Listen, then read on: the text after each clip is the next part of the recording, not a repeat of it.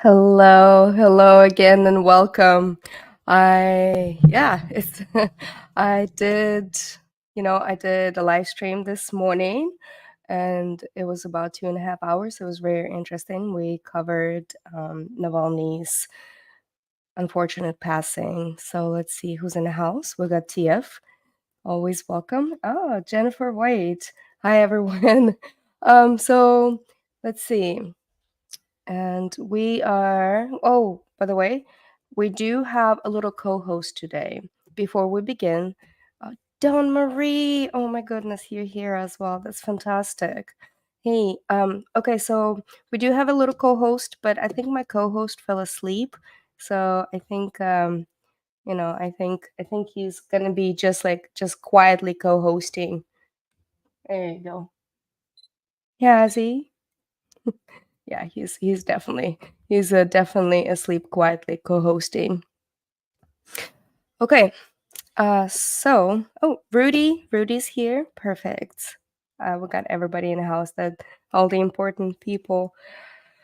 Okay, Navalny.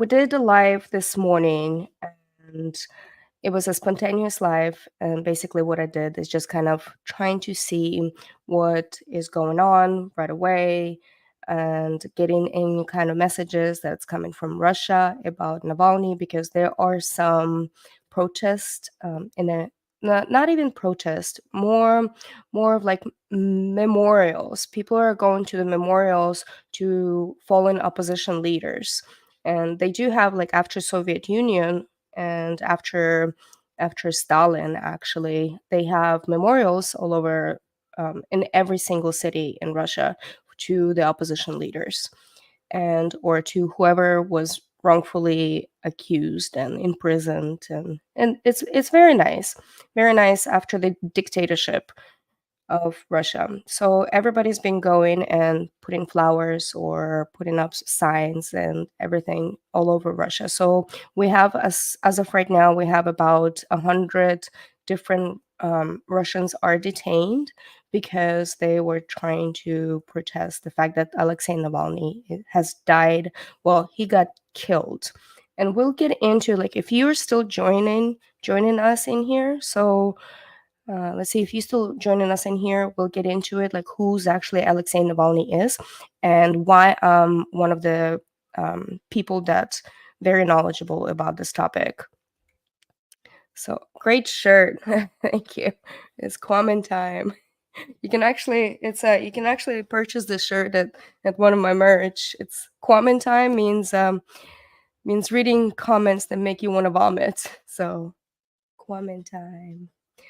And today's cup is brought by StreamYard. There's a link in the description. You get $10 off if you sign up for StreamYard, and it's fantastic. And I'm hoping that the link actually works. If you guys hear anything in the background, I'm still receiving. You shouldn't hear anything in the background, but I'm still receiving the messages. I've been receiving a lot of updates and everything from actually from over there, and what's going on, if there's any other protest. And we'll take a look. We looked at it earlier, but I'm going to run again through some of the videos and the way the protests are going. I wouldn't peaceful protest, more of like memorial peaceful protest against Putin. Great shirt. Yeah, it's comments that make you wanna vomit. So, okay. Let's move on really fast. So, Alexei Navalny. Who is Alexei Navalny? And I'm sure you have heard in the news already. If you haven't, that's why we're here to actually talk about it. And basically, what we wanted to bring awareness to who this person really is, because I know some of the people are not very, they don't follow Russian politics, or they don't follow a lot of the stuff that's happening in Eastern Europe, in Eastern Bloc. And so Alexei Navalny, he's Russian. He's a Russian opposition leader, and he's a lawyer and also anti-corruption activist. And right, he was a political prisoner. He organized different anti-government demonstrations and ran for office to advocate reforms against corruption in Russia and against President Vladimir Putin. Basically, he started running within opposition. He's part of the Democratic Party in early 2000s. So he started with it calls Apple Party, Yabloko Apple Party. And so Navalny, he was a Russian Opposition Coordination Council member, and he was a leader of Russia of the Future Party and a founder of Anti-Corruption Foundation that was fighting with anti-corruption. And he was recognized by Amnesty International, and like, and then he was awarded multiple prizes on human rights. And as of 2021, like, Navalny had over 6 million YouTube followers, and he had over 70 million TikTok views.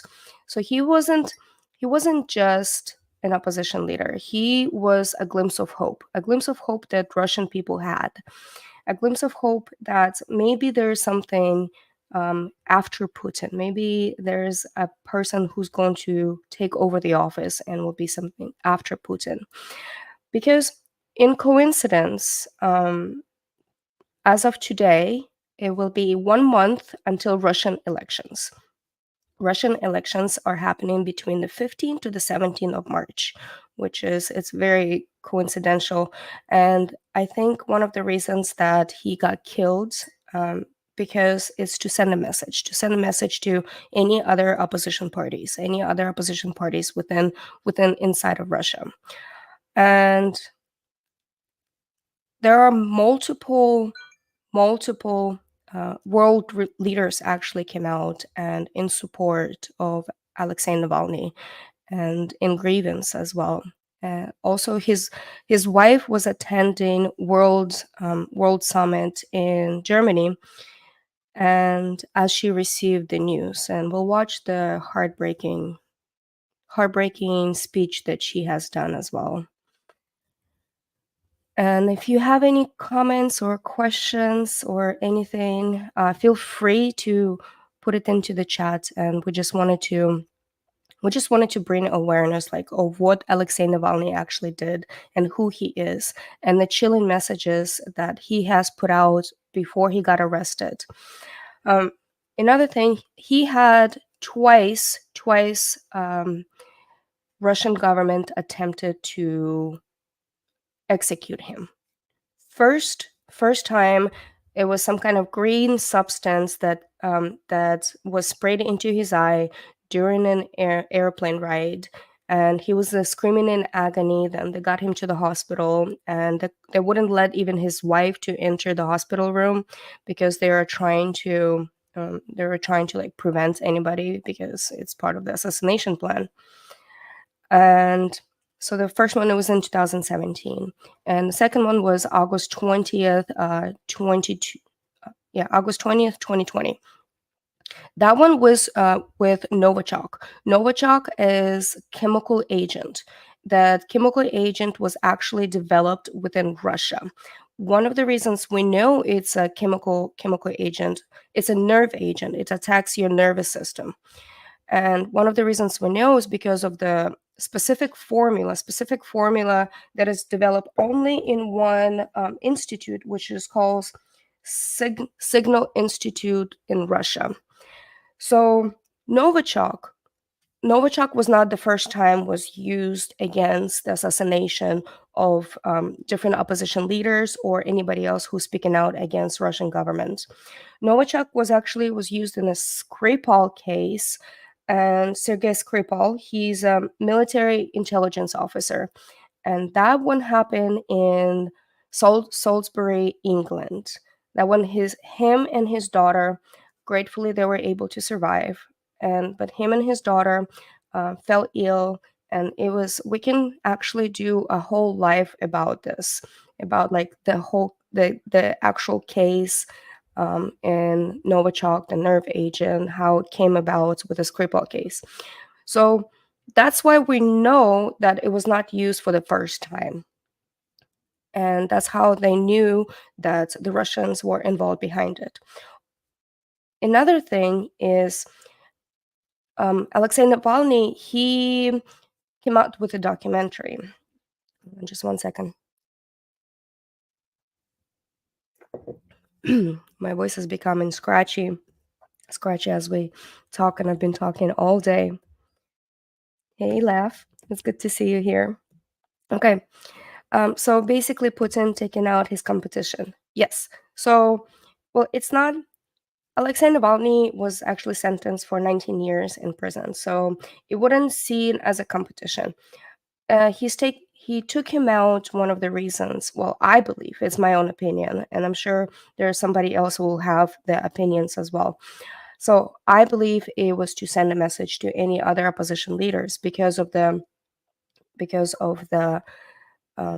elections are coming in between 15 and 17 of March. And because of the opposition's leaders,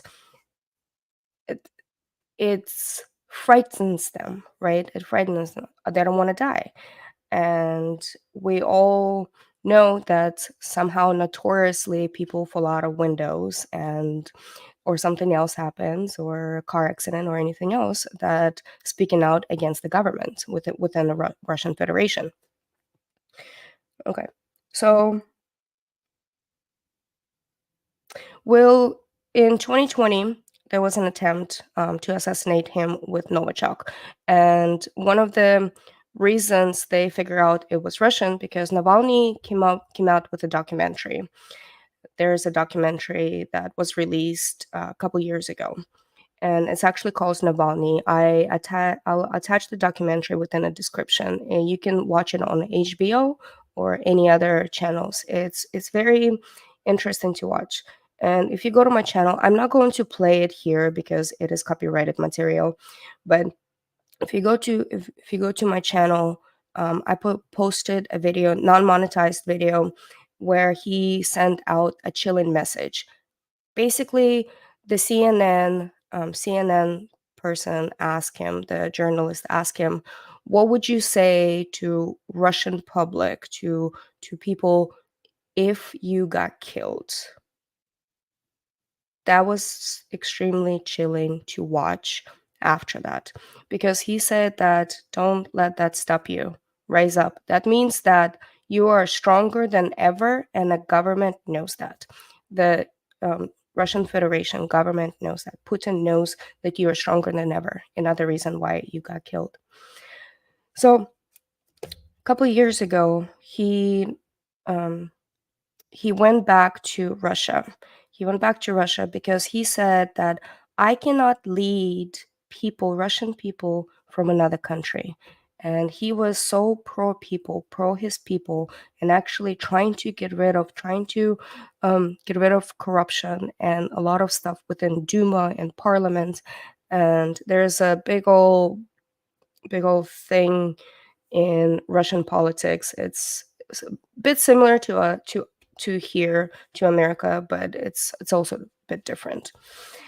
And then he went back, and as soon as he landed from the airplane, he set foot on. Then he went back. Okay. So As soon as he landed, he was arrested. He was arrested and put into prison. And actually, about a month ago, he did an interview from prison, and I have that interview for you to watch as well, which is very chilling. And he does look healthy, and his family always said, like, he every time he spoke from prison, he looked healthy, he sounded healthy. So that's why we're thinking that he actually was murdered instead of died from natural causes. So Russian Federation, they came out with the news at first. Well, not the Russian Federation, but the prisoner network. It's a network that's any kind of news that are happening within prisons. They put it out into the media, and as we all know, that the media is ran by the government within Russian Federation, and so they put it out saying that Navalny's passed away. He was walking outside. He was taking a breath of fresh air, and then he just collapsed, and he was pronounced dead at the scene after paramedics have arrived. So that was put out, and as soon as that put out, a lot of people start gathering their cardboards and writing stuff down and saying, like, you're the killer and everything else. And it rolled down through the spiral webs um, of propaganda, and they took it to the streets. A lot of people took it to the streets. Over 100 people got arrested, and since then, I was watching a lot of different news networks. Since then, Russian networks have deleted everything that they were saying about Navalny. Everything. I think they realized the fact that people actually still support him within Russia. A lot of Russians actually came out and started talking that they can't believe that he's dead. They need justice. They need justice. They need somebody. They need a little bit of glimpse of hope that this regime will stop. So let me put it in perspective for you. The Russian elections are happening next month between 15th and 17th of March. The perspective is President Putin still is in power for over 24 years. For 24 years, he became president right after Yeltsin. Boris Yeltsin, as you might know, Boris Yeltsin was a drunk, and then so they had to remove him from power, and President Putin became the president. He was young, ambitious, and I don't know, whatever people saw in him. He's an KGB agent that actually served in Eastern Germany during fall of Soviet Union, and during fall of Berlin War, he was serving still as a KGB agent in Eastern Germany. And then somehow he went back to St. Petersburg. He tried to become a mayor of St. Petersburg, and then he wiggled himself out into parliament and within the government, and then later on he became president in 2000. So since 2000, he served the 2 terms as a president in 2000, and right after that, he became a prime minister, or the vice president, or prime minister actually. And Medvedev took over, but Putin was still pulling the strings. So one of the reasons that did that little flip flop. Hey, welcome, welcome, welcome. Okay, so one of the reasons that did a little flip flop is because by law it stated the president can only serve 2 terms and he has to take a break. And then as soon as the Putin became a president again, after Medvedev, he didn't have to. He basically changed the law that a president can serve as many terms as they see it fit, or I would say the people voting within Russian Federation. So this election, it will put him for another 6 years as a president, within Russian Federation, and that means that he will be the longest sitting person, dictator, president, whatever you want to call. He will be the longest sitting person in Russian history. And that's telling something about Stalin. Stalin only served about like 27 years, I believe, as a dictator within Russia, which he killed millions and millions and millions of people, not to even mention over 5 million Ukrainians by starvation. So Putin will be the longest running. And one of the things that I believe, by killing Navalny, by executing him, they are setting a message for the opposition. But in reality, I believe, and I still have hope, and we all always have to have hope, that that is going to spark something, some kind of uprising, and then the opposition, whoever's left, I haven't actually researched like who's running against Putin, and whoever's left, hopefully,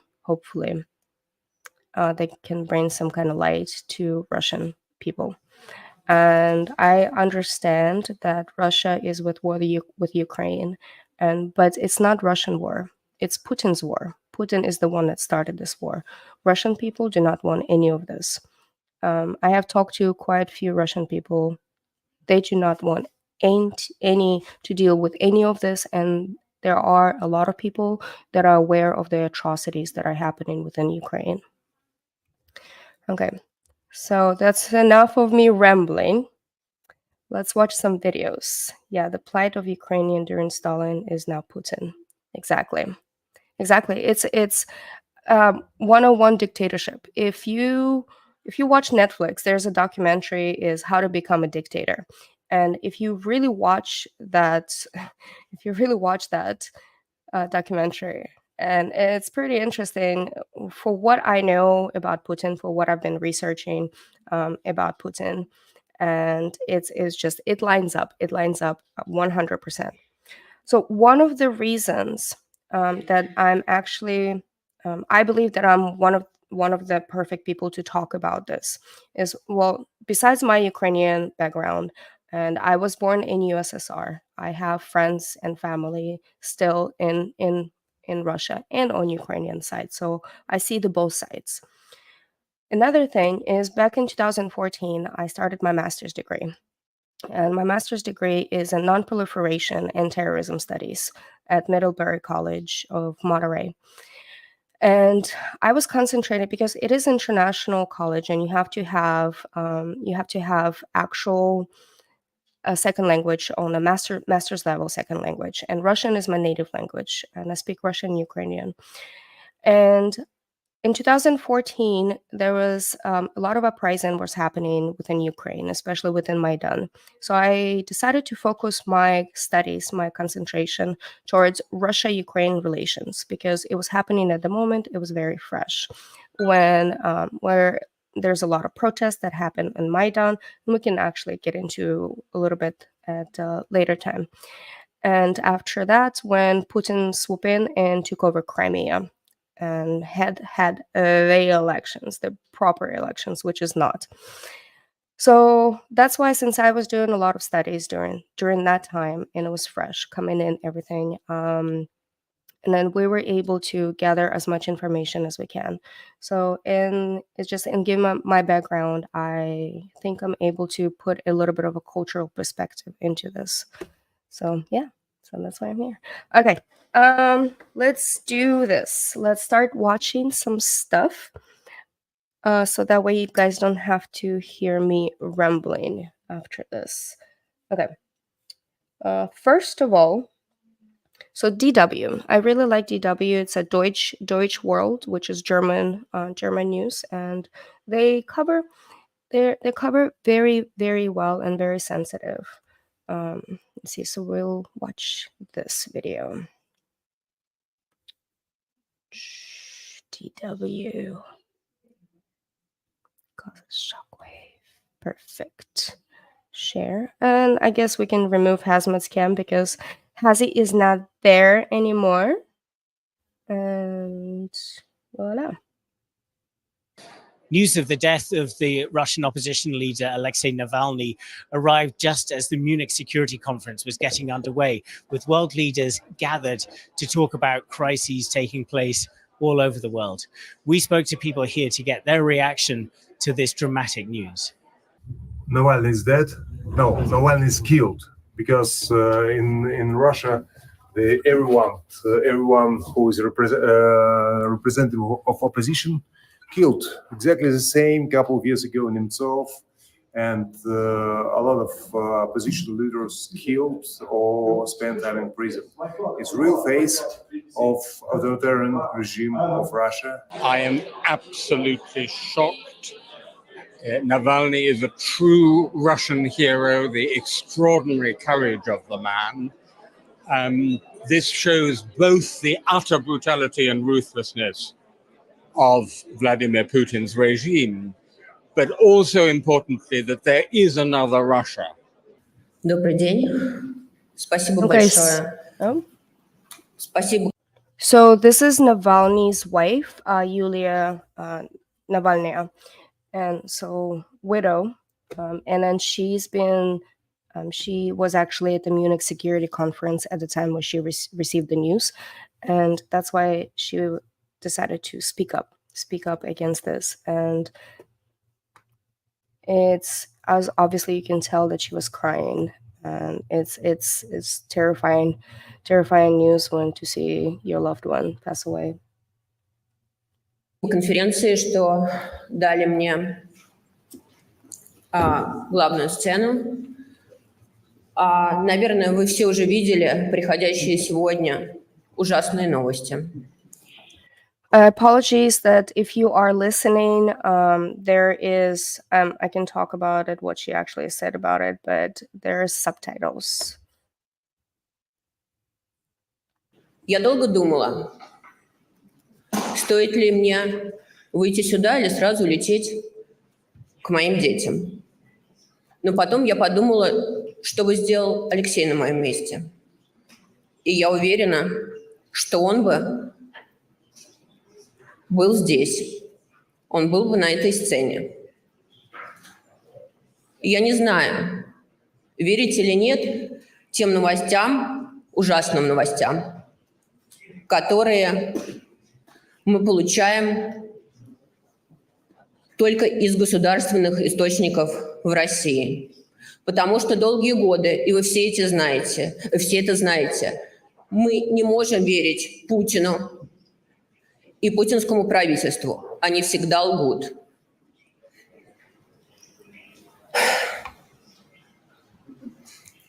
Но если это правда, я хочу, чтобы Путин, все его окружение, путинские друзья, его правительство знали, что они понесут за то, что они сделали с нашей страной, с моей семьей и с моим мужем ответственность. И этот день наступит очень скоро.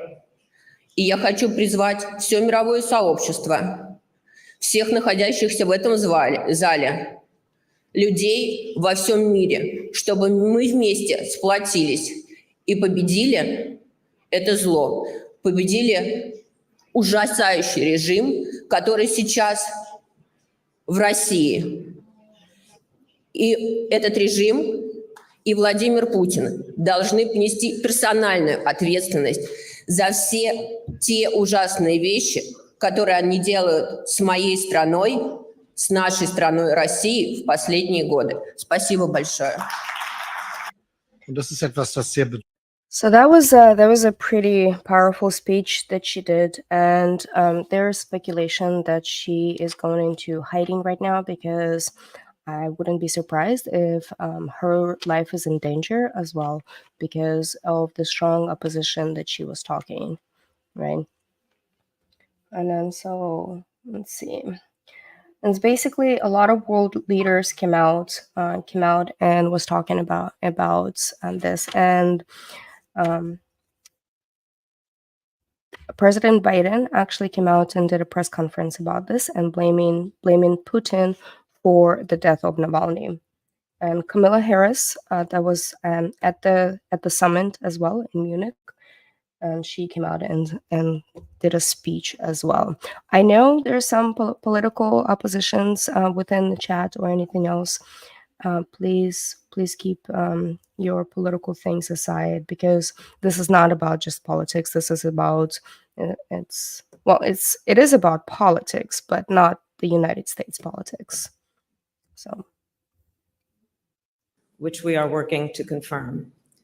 My prayers are with his family, including his wife, Yulia, who is with us today. And if confirmed, this would be a further sign of Putin's brutality. Whatever story they tell, let us be clear, Russia is responsible. Nun will man in das Timing nicht zu viel reininterpretieren, aber diese Nachricht kommt zu Beginn der Münchner Sicherheitskonferenz. Die Ehefrau von Aleksei Navalny ist auch hier präsent und man hat Russland nicht eingeladen. okay, so they're just going into asking different attendees of the conference what they really think about this, like what they really think. Hey, Dave's in the house. Dave, you're missing out all the really good stuff. All my ramblings at the very beginning, and a bit of a history lesson that we're trying to actually present over here. So, but welcome to the team again. Okay, so I did wanted to show you, that was about a month ago. There's this video. So let's see. So this video, it was about a month ago. And it actually, you can hear Navalny talking. It was his last. It was his last press conference, and it's a bit eerie, but it's his last press conference, and that way you can actually hear it in his own words. We're hearing this morning from jailed Putin critic Aleksei Navalny for the first time in weeks. The opposition leader confirmed he had been moved to a penal colony north of the Arctic Circle. For more on this, let's go to Julia Wong in London. Julia, what is Navalny saying? So Navalny, as you mentioned, sent a series of tweets that describe his location, this penal colony north of the Arctic Circle, a very cold place. Navalny had been at another prison east of Moscow, and he had been expected.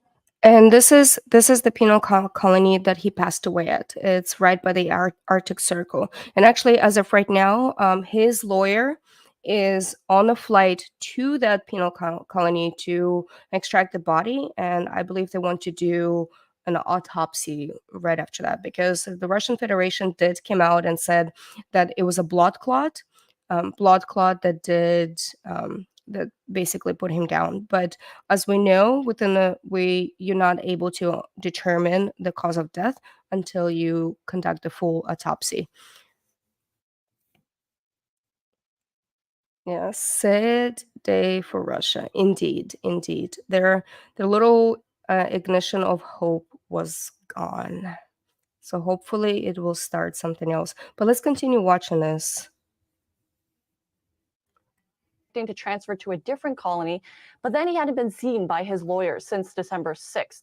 His new prison is roughly 3,200 kilometers northeast of Moscow, and it's known as the Polar Wolf. It's thought to be one of the toughest prisons in Russia. In a tweet this morning, he said it took him 20 days to get to the new penal colony. He arrived there Saturday night. Now, in a social media post, he said, "I was transported with such precaution and on such a strange route that I did not expect anyone to find me here before mid-January." He adds that he was able to see his lawyer, and despite concern over his whereabouts the last few weeks, Navalny appears to be in good spirits, tweeting, "Don't worry about me, I'm fine. I'm totally relieved that I finally made it." And he thanks people for their support. Now, he also posted about seeing shepherd dogs and snow on the ground. But as I mentioned earlier, this new colony is quite stark. His fellow prisoners have been convicted of very serious crimes, and the conditions there are difficult. Winters are obviously very harsh, being that far north. Temperatures there can get to -20 and colder. And Julia, we've been hearing recently a lot of concern around his absence. What can you tell us about that? So there had been worry about his health and how he hadn't received medical help for years. And then his absence from scheduled court hearings really sparked concern for his well-being. Now, Navalny is the most well-known critic of Vladimir Putin. And in 2021, he caught the world's attention after he was poisoned with a nerve agent, an incident he blamed on the Kremlin. Now, he underwent treatment in Germany, then he voluntarily returned to Russia, and he has said in the past that he was being put behind bars because Russia views him as a threat. He's serving a roughly 30-year sentence after being convicted of founding an extremist organization, fraud, and other charges that he has long denied. Now, his disappearance from the public came as the Russian presidential campaign kicked off earlier this month. Vladimir Putin has said that he will be seeking another 6-year term, and Navalny's team said that the timing was suspicious, adding they believed Putin wanted to make sure Navalny was not heard from during the election campaign. He is the main rival of Putin, and it is obvious for Putin himself. This is why I am completely sure, this is why he ordered this transferring to happen in this particular time, only to get rid of Aleksei, for him not to unite people, not to call for any rallies or any activity in general. Now, Russia maintains Navalny is a convicted criminal, and in regards to his weeks-long absence, the Kremlin has said that it didn't have the intention or the ability to monitor the fate of prisoners. Julia, thanks so much for this. That's Julia Wong in London. Yeah, and that was actually a month ago. And the fact that the conditions of the prison was not, it's breaking every single humanitarian law out there. And they say it's one of the worst prisons to be in Russia as well. Okay, I did find. So President Zelensky, the Ukrainian president, he actually came out and said, "Hey, Punizione." So, oh, hi, baby, get up there. Okay, so we have my co-host is back. There he is. So, President Zelensky, he actually came out and provided his support towards Navalny, which is very, very respectful. And I was able to translate his speech. Let me see. Let me find it. Okay. Yeah, so I was able to translate his speech. So he said that today's events indicate that Putin is a murderer, and this is not just any signal. It's clear that he's a murderer, and there are no more secrets in this. This is a statement of fact, an absolutely clear signal that can be conveyed to the leaders, that we see that that this person is going to the polls. And the people who will vote for him must clearly understand that they are voting for a killer and be electing a killer president. And people who have economic relations with this man today should know that they are earning regardless of the level of leadership, specifically blood money, because they have contracts with the killer. And the people who will congratulate the president on his election after the elections should know that they have legitimized the murderer. These signals are very simple for everyone, although it seems to me that this is not a signal, but a statement of reality. Well said. Well said. So that was President Zelensky that he actually came out and started talking. Jana, hi. Welcome, welcome. So everybody else, yeah, we're talking about Navalny and his murder in here. I did brush up a little bit of who Navalny is and the 2 attempts that he had on his life previously, and one of the reasons why he went back. So there's a documentary. There's a documentary about Navalny that was filmed. It was supposed to be released after his death, but it got actually released a couple years ago. And it was a very interesting documentary because he was doing an investigation into his own attempted murder case. And the way that he did it, they were able to because of this specific formula of Novichok's, this because of the specific formula of the chemical weapon, which is located at the Signal Institute in Russia itself. And with that formula of Novichok, the nerve agent that attacks your nervous system, so with that formula, they were able to track down to actual facility, and they were able to get on a black market some of the phone numbers who are working at the facility, and they track down a couple of the people who actually worked at the facility. So he was doing phone calls himself to those people and trying to figure out if they were the killer or not. Finally, he got to a scientist, one of the scientists at that facility, and he pretended to be an FSB agent. He pretended to be that he, not obviously not Navalny, the FSB agent that is collecting information to make the report, and he needed some more information out of the scientist. So he was able to get every single piece of evidence about the attempted assassination of himself. And the fact that you see that in real life in documentaries, highly recommended. We might do a screening of the documentary in my Discord, and I'll drop actually, TF, can you drop the Discord link if anybody would like to join? So we'll do a screening documentary, and we can talk about it. We can talk afterwards about it if anyone's interested. And so he was talking to this guy, to the scientist, and he got every single detail: who was involved, how did they do it. So they put the nerve agent in his underwear in the hotel room, right? So that way he was putting his underwear on before he got on the flight, like dressing.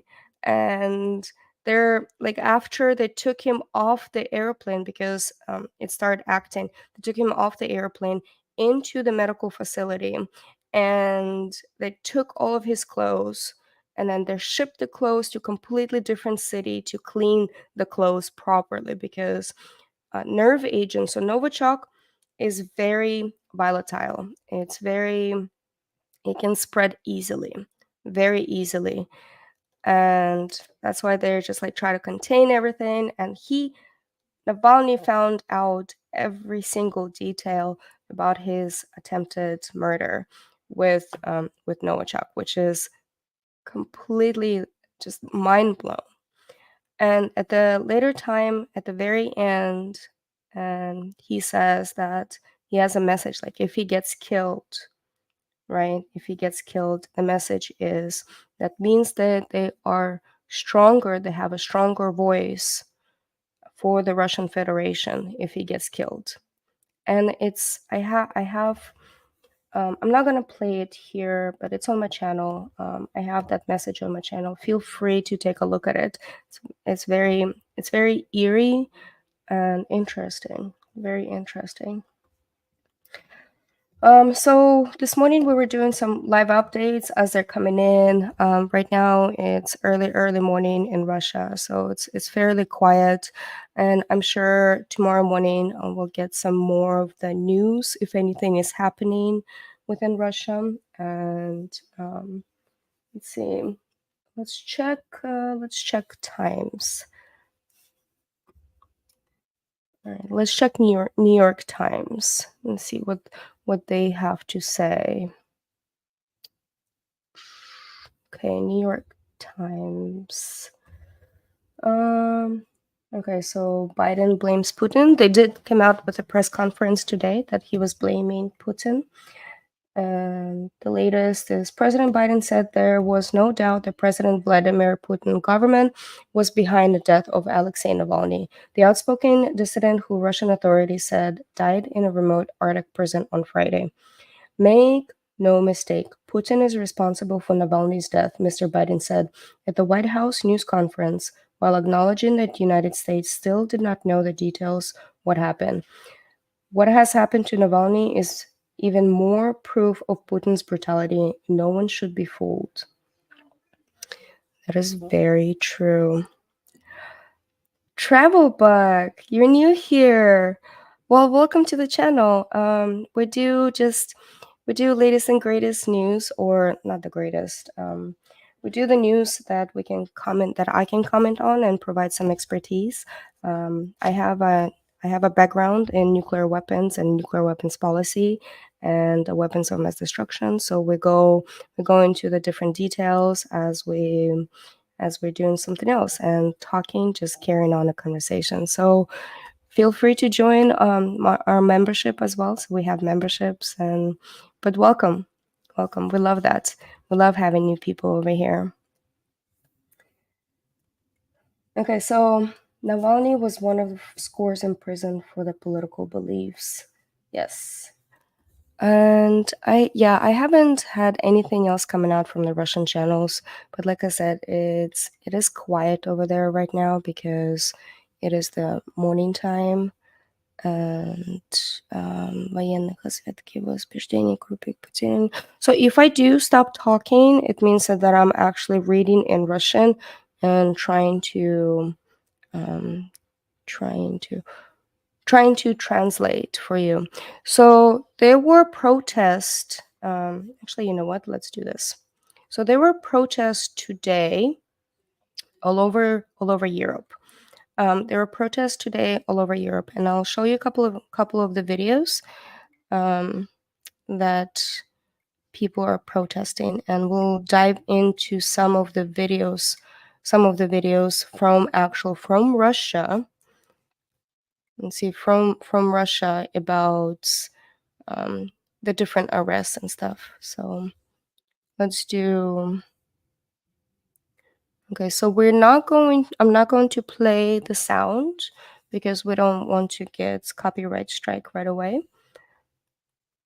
But we will. I will show you some of the videos, and we'll comment it as we're watching them. Okay, so this one is Теплые людей прошли память Алексея. This one is in Moscow. So this video was taken in Moscow, with people are coming out to the streets and actually providing their support. And so they go to the memorials where the other opposition leaders have they passed away when they're trying to speak up against Stalin, and or they either got thrown into prison or anything else. So everybody's going to the memorials to the opposition leaders, because this is for Aleksei Navalny. And every city has one of them, because Russia does have a very deep history with dictatorships and with a lot of opposition.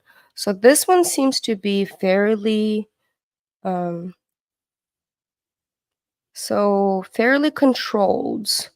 I guess the Russian Federation decided to have a bit of a controlled memorial, so it's not like a protest. I'm sure they're saying like just go put some flowers and leave the area immediately, something like this. But there was violence, and I'll show you some of the other videos where people actually did get attacked by the police, because right when it was starting. So we were watching it as it was unfolding this morning. And so yeah, this one is fairly peaceful, which is actually good.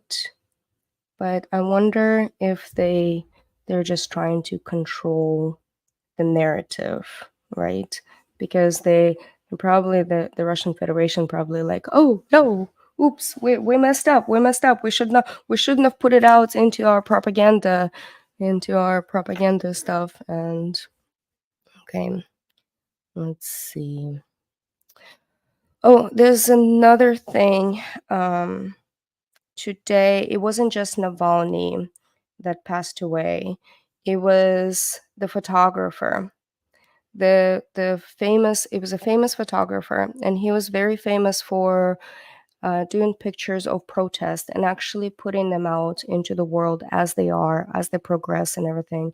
So he passed away with mysterious circumstances as well. So, and then he was one of the photographers that did a very famous picture of the stuff with Navalny, and then basically he helped to bring the word out of Russia, especially for Navalny. So somehow he's surprisingly just kind of like poof and walked away. Okay. Let's see what else we can gather. Okay. Doo-doo-doo-doo-doo-doo.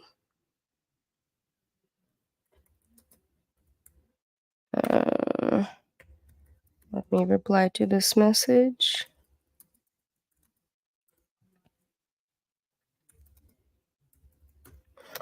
Okay, so one more thing. In Russian Google, so I was able to pull up some of the Google statistics. Cappy here. Cappy, I haven't seen you here in quite a bit. Yeah, I know. I was replying to your message. Thank you for that. Thank you. Thank you.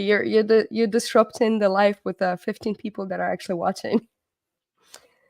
So I was able to pull up the Google statistics from the Russian Google and to see what they were searching. And they were searching some pretty interesting stuff. Okay, so this is a Google trend. Let's see. Let's share this.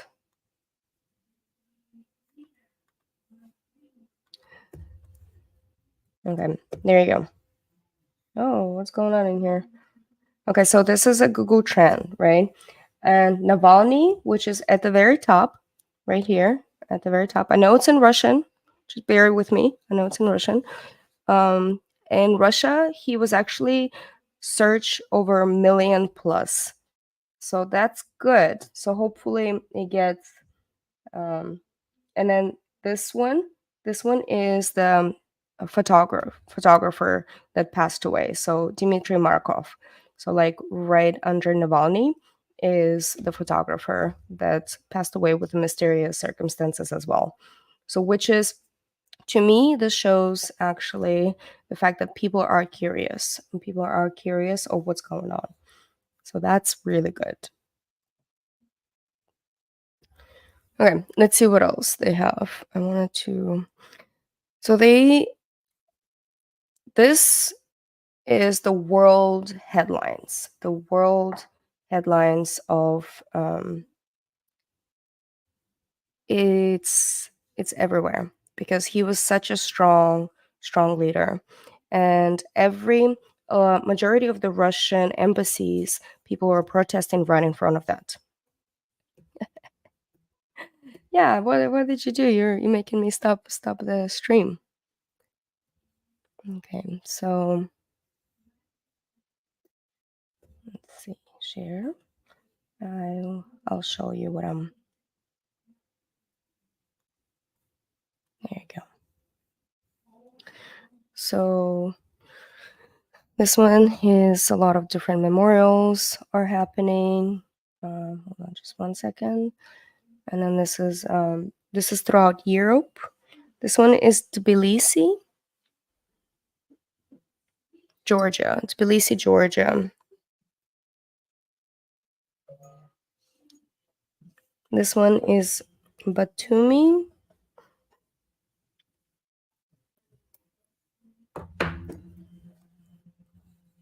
And we're not going to play anything. So this, yeah, so this one is, the translation is, you are beach. And they say that you'll pay for everything.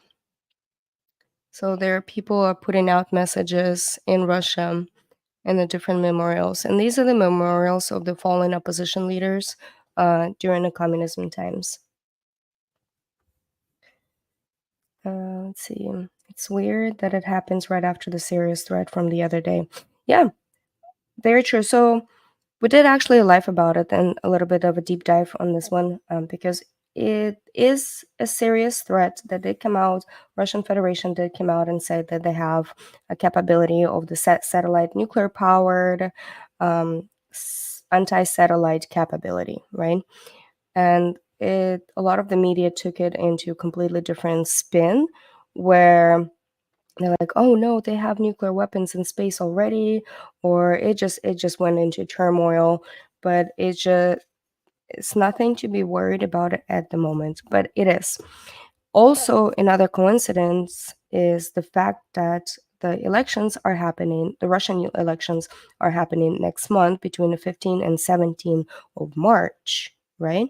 Say 15, 17 of March. So this today marks exactly 30 days right before the Russian elections.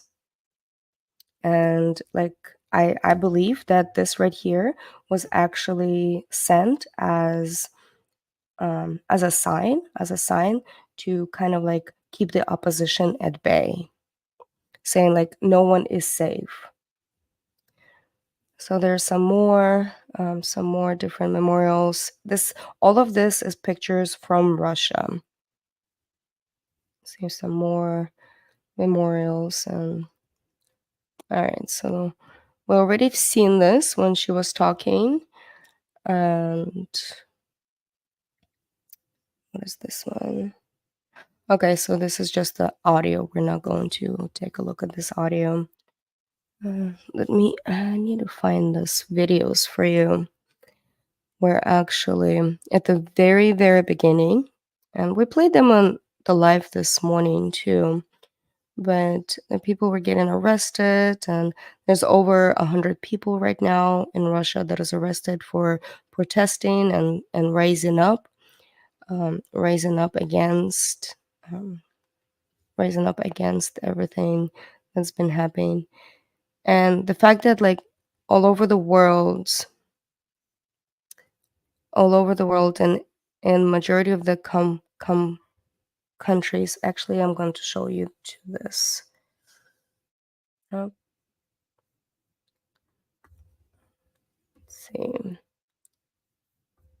So this right here, this one is from Tel Aviv, Zurich, Amsterdam, Belgrade, Berlin, Buenos Aires, Dusseldorf, Praga, Hamburg, and Stuttgart in Germany. So there are multiple protests and showing their support towards Navalny. So that way you can see how much support this person actually had, and there was a glimpse of hope that they had. So all of this is from the memorials all throughout Europe and even Buenos Aires. And everybody's saying Putin killed Navalny. And then this video, it just shows you some of the how much like true support that people had for him. You're very right. You're very right. And I think when he stepped off that airplane, when he first landed in Russia, and he stepped off that airplane, he knew that he's going into his deathbed. And it's very, very unfortunate. But he also said in his documentary that I wish I could play it on here and we can all watch it together, but I can do it in Discord. We can do a watch party in Discord. We can actually schedule it for tomorrow to do a watch party about this documentary, but I cannot do it in here. So within his documentary, he said that if I get killed, right? If I go in and I get killed, that means that we are stronger than ever. And then he goes on and talking in Russian to basically appeal to the Russian people and then rise them up, saying like, hey, it's okay.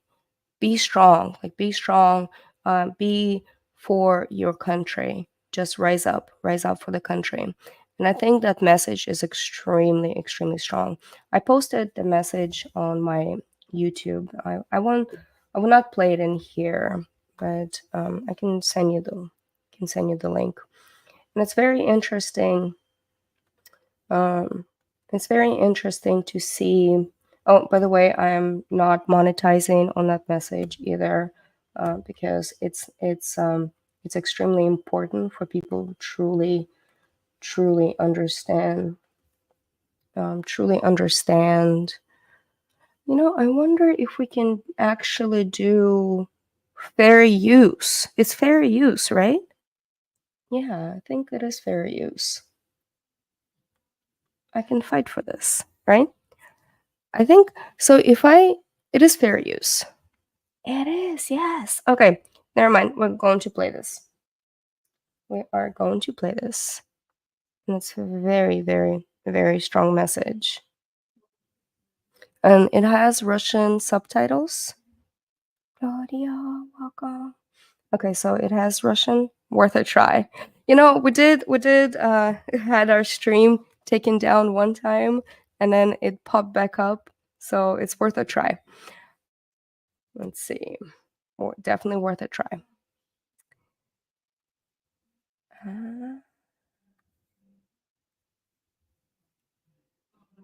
It's the dictators. It is. So, for example, it's not a Russian war in Ukraine right now. It's Putin's war. It's the dictator's war. Okay. Let's try. Okay. If the life goes down, you know what? It's not my fault. But we'll cut this segment out if life does come down. Just bear, and then we'll come back up if it does. But I do want you to guys watch this message because it's very, very powerful. And this is fair use, a fair use warning, right? So fair use warning. And let's do this way. Let's do it this way because that way it can be smaller. No. Okay. All right, let's play this. My message for the situation when I'm killed is very simple: not give up. Do me a favor, answer this one in Russian.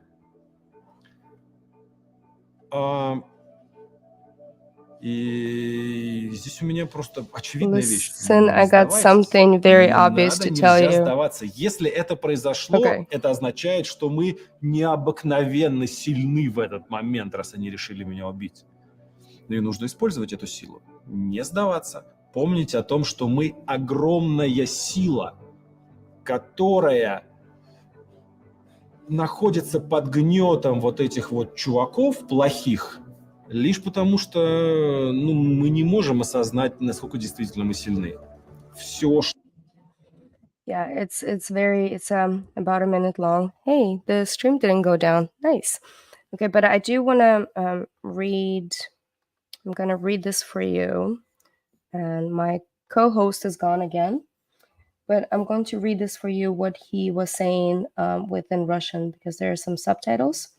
So we'll do this. Could watch a Star Median's History of the Romanovs. Yeah, that's it. That is a really good watch. I know, Claudia. Okay, so this is what he was saying in English. Hold on a second. Let me play this. That way. I'll read it to you what he was well, he was saying in Russian. He was saying in Russian to appeal to Russian people. So these are his words, but in translation.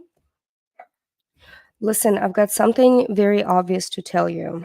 You're not allowed to give up. If they decide to kill me, it means that we are incredibly strong. We need to utilize this power, to not give up, to remember we're huge power that is being oppressed by these bad dudes. We don't realize how strong we actually are. It's necessary for the triumph of evil. It's good for the people to do. It's not good for the people to do nothing. I don't believe. Hold on a second. What? The translations? It's okay. What was the last part? Okay. So don't be inactive. He said, don't be inactive. And then he smiled, and that was it. So his channel is dedicated to fighting the propaganda. They made him a martyr. They did. So he did, let's see, he did have he did collaborated with some questionable organizations. We're not going to name them in here on this channel whatsoever. So he did collaborate with some questionable organizations, but his answer with that, and with this documentary, the CNN reporter actually called him out on collaboration with the questionable individuals, and he said that as of right now, anyone who's against Putin is my friend. And after that, we'll figure out what's happening. So in a way, it's kind of like the enemy of my enemy, or how does that go? The enemy of my enemy makes us friends, right? something similar to that. So it's like, if you have an enemy and I have an enemy and we have a similar enemy, guess what? We're going to unite right now. We're going to get rid of this enemy, and later on we'll just fight it out and see what happens. Yeah, they made him a martyr for sure. It's very interesting to, like, this morning, just kind of like as the news are rolling in, and I was able to digest it after that, and I was watching some of the Russian channels. Not a big fan of Putin. No. And you know what? Okay, so I will say this before I state this statement, and my trolls might be. My trolls might cut this one out, but it's all right. Okay, I will state this. Anyone who supports Putin and supports the efforts that he's doing or the destruction that he's doing to Ukraine, you have zero support from me. I don't even think of you as a righteous person to even talk about this kind of war. Because the atrocities that are going on, the propaganda that is getting pushed out, is that everybody keeps seeing, everyone in the world see what's going on.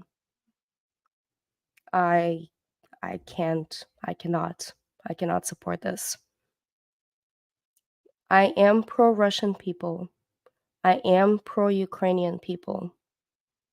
And I'm against Putin, and I'm against every single effort that he's trying to do to destroy Ukraine, to disrupt any kind of economical thing that's happening within Europe, and mysteriously kills oppositions. That's it. That's my statement. All right, so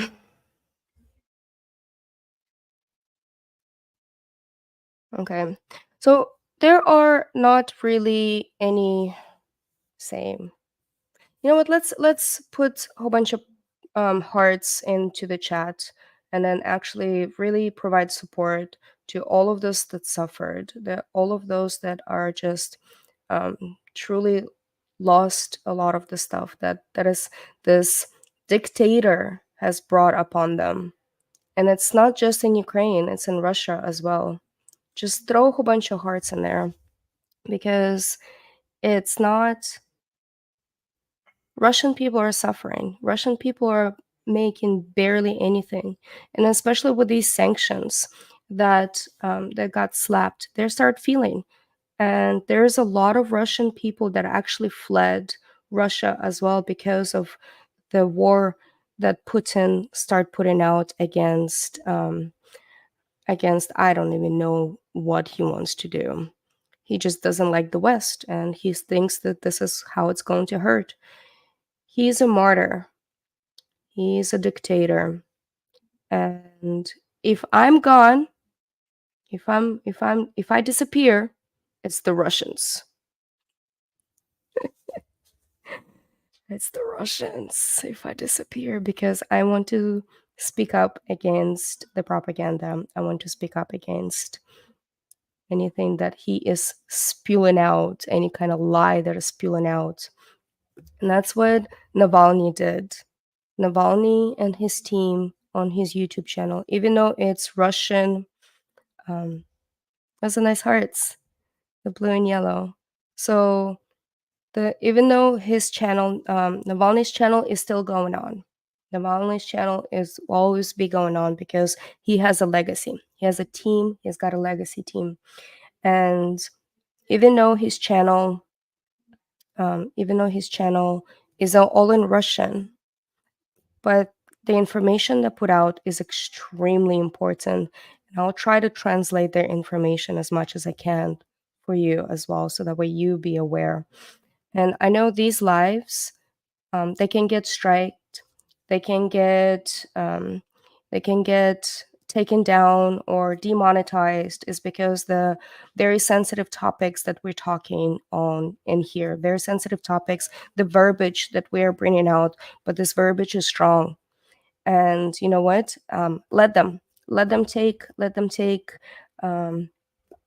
this down, or let them demonetize it, because as a community we just need to support ourselves, like support here, and then always have the strong message to be put out there into the world and into the reality of actual dictatorships, and to bring this kind of stuff down. Because so one more thing is, after 2000, or actually after 1991, when the Soviet Union collapsed, I actually remember exactly when Soviet Union collapsed, because I was young girl. But after 1991, Russian people had a lot of hope. Ukrainian people had hope, and post-Soviet Union countries had a lot of hope for a very democratic country. But unfortunately, that very democratic country was extremely corrupt already. And with a lot of the disruption that happened, and the rise of the oligarchs that were selling weapons, that were selling anything they can get their hands on that is Soviet, like especially the military stuff. And it was a huge mess that was happening after the fall of Soviet Union. And another reason why the oligarchs have gained a lot of the wealth, and especially within the gas and oil, Russia is rich with gas and oil, and that's how people rose up. They stuck together like a mafia did, and then they rose up together. And just because of that, Russian people truly never experience freedom. They never experience what it's like to live in a democratic state, or in a democracy, because their freedom got taken away slowly.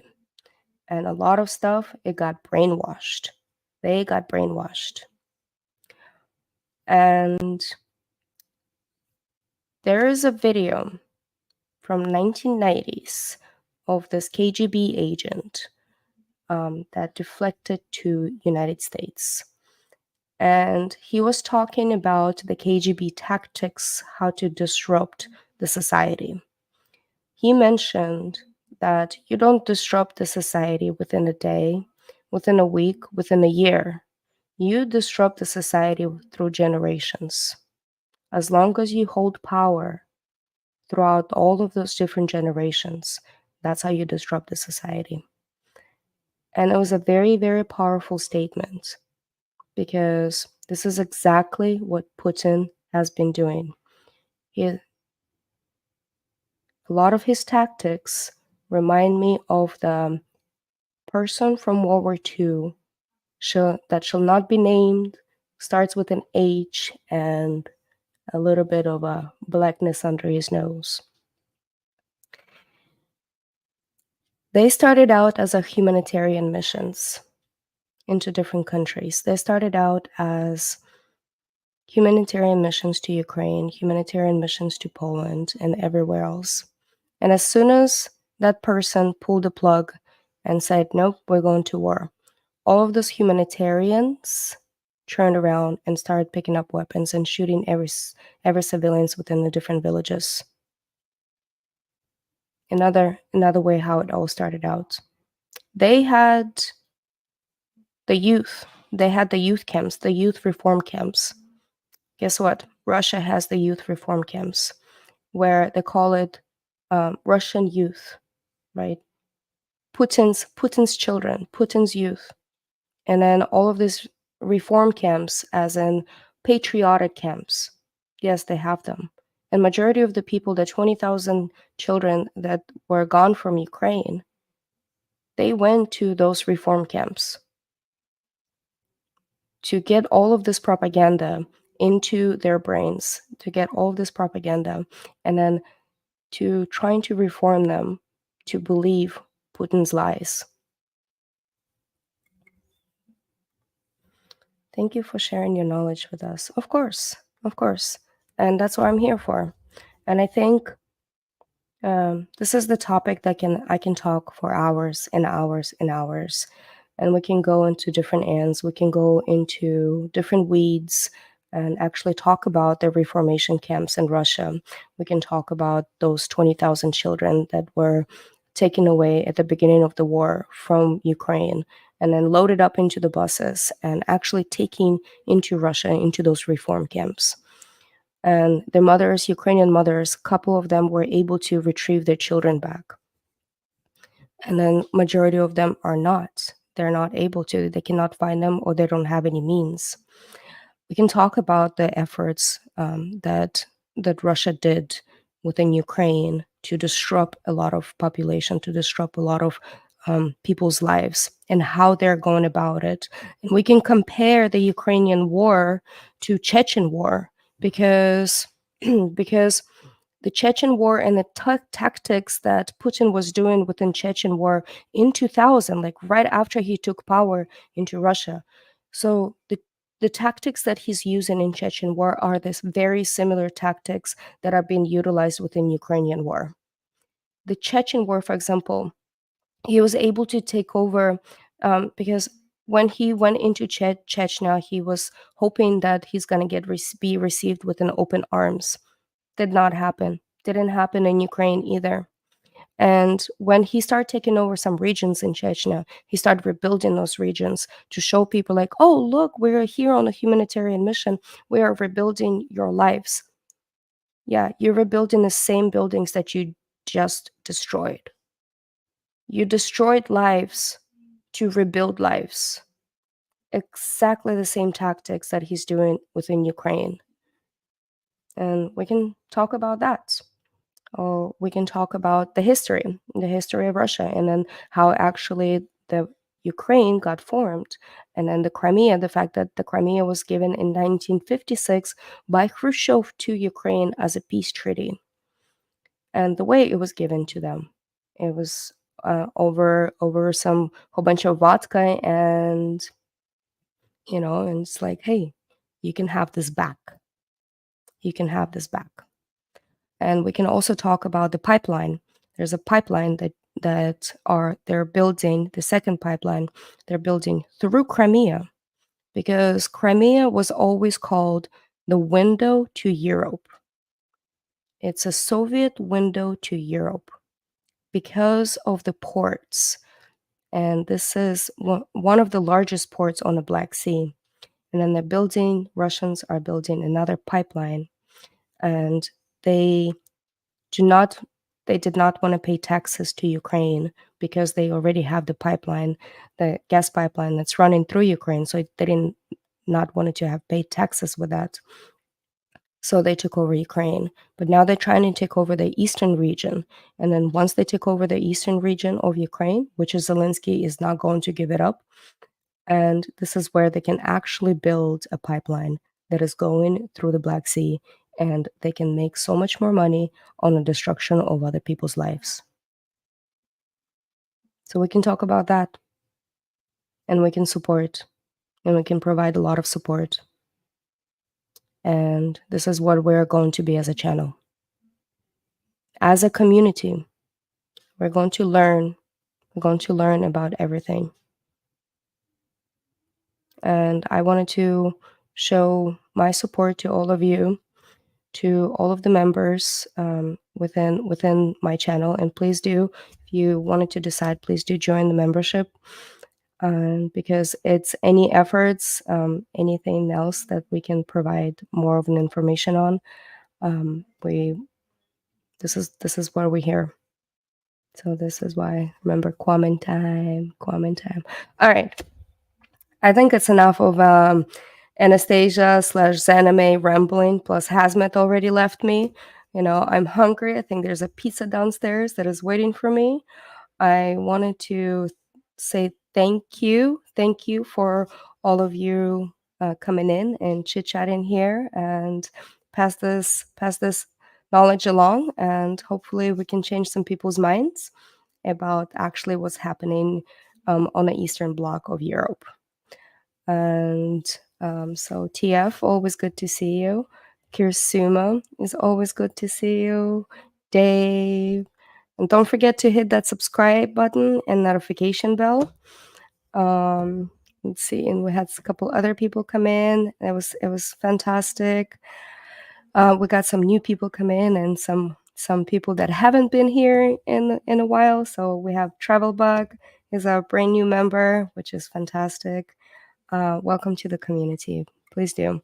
And I think I'm going to try to schedule Navalny documentary viewing on a Discord. So if you like, please join the Discord link. And we have a pretty good supportive community, a lot of useful information from the military tactics to Ukraine to your cute pets, right? And then we just have a very, very, very intriguing community over there. Yeah, it's been quiet though. I wanted to say that, we gotta like crank this thing up.